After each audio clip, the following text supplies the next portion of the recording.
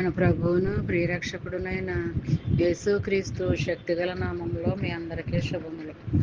ప్రియమైన దేవుని బిడ్డలారా, మరి ఎలా ఉన్నారు? గతించిన దినమంతా కూడా ఆయన రెక్కల నీడలో నిన్ను నన్ను మనందరినీ కాపాడి మరొక నూతనమైన దినములో మనల్ని ప్రవేశపెట్టిన విధానాన్ని బట్టి మరొకసారి ఆయనకి వందనాలు చెల్లించుకుంటున్నామండి.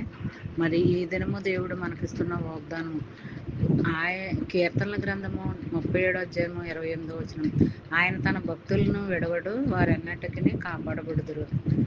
ప్రియమైన దేవుని బిడ్డలారా, మరి మనము ఆయన యందు భక్తి కలిగి శ్రద్ధ కలిగి వాక్యానుసారంగా ఆజ్ఞానుసారంగా మనం నడుచుకున్నట్లయితే మరి మనం ఏ బాధల్లో ఉన్నా ఏ సమస్యల్లో ఉన్నా అది ఇరుకైనా ఇబ్బంది అయినా ఏదైనా సరే అందులో నుంచి మరి నేను కాపాడుతానని మాట ఇస్తున్నాడండి.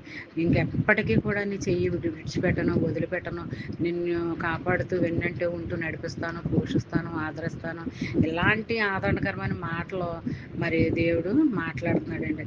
ఎప్పుడంటే మనము మొదటి జామునే దేవుడు మనతో మాట్లాడుతున్నాడు అంటే ఆయన నామంలో నువ్వు ఉన్నావు కాబట్టే ఇంకా మరి ఆయన నిన్ను జ్ఞాపకం చేసుకుంటూ నువ్వు ఆయన్ని జ్ఞాపకం చేసుకుంటూ ఉండాలి.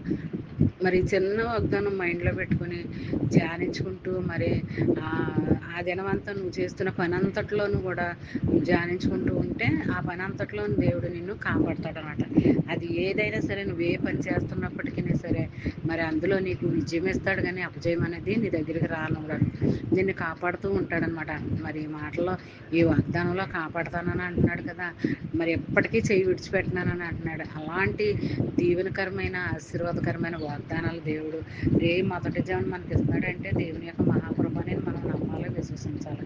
మరి ఈ చిన్న వాగ్దానం మీ ఫ్రెండ్స్ సర్కిల్లో పంపండి. అలా పంపడం వల్ల దేవుని యొక్క ఆశీర్వాదాలు వాళ్ళు పొందుకుంటారు, మీరు పొందుకుంటారు. మీరు కూడా దేవుని దగ్గర నుంచి ఆశీర్వాదాలు పొందుకోవడం చూస్తారనమాట. దేవుని ఆశీర్వాదాలు ఒకసారి విప్పబడితే ఎప్పటికీ ఆగవండి. అలా అందుకుంటూనే ఉంటారు, పొందుకుంటూనే ఉంటారు అనమాట అండి. మరి ఈ చిన్న వాగ్దానం మైండ్లో పెట్టుకుని ధ్యానించుకుంటూ ఆ దినం రావాల్సిన దేవుని ఆశీర్వాదాల కొరకు ఎదురు చూస్తూ మరి ఆయన ఆజ్ఞల్లో ఆయన అడుగుజాడల్లో మనం నడుచుకుంటూ జీవిస్తూ ఉండినట్లయితే ఈ వాగ్దానం మనం పట్ల మరి దేవుడు జరిగిస్తాడని కోరుకుందామండి. అలాగా ఉండాలని కోరుకుంటూ కృప చూపించాలని, ఆయన ఆశీర్వాదాలు మనం పొందుకోవాలని, ఎప్పుడూ అలా పొందుకుంటూనే ఉండాలని కోరుకుంటూ ఆమేన్. God bless you.